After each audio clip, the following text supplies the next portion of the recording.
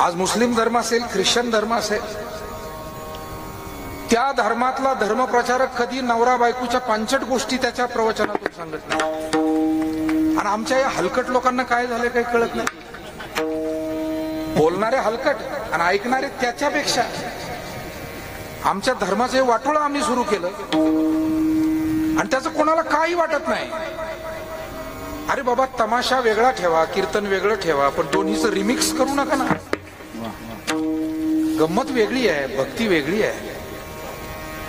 आणि हे जे काही हे परवडणार नाही आपल्या या संप्रदायाला, आपल्या या धर्माला, आपल्या संस्कृतीला. आणि हा विचार जाणणारी मानणारी आपल्यासारखी पुष्कळ चांगली माणसं अजूनही आहेत.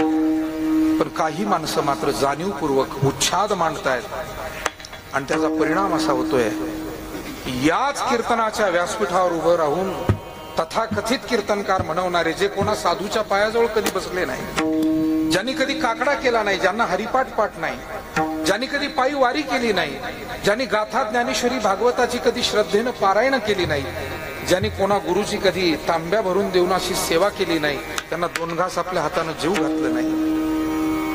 तुम्हाला सांगू का, जी चांगली सून होते ना, तीच भविष्यात चांगली सासू होते. हे तर आपल्याला घराघरात माहिती आहे की नाही. पण हल्ली असं झालंय, सून कोणालाच व्हायचं नाही, आल्या आल्या सासूच व्हायचे प्रत्येक.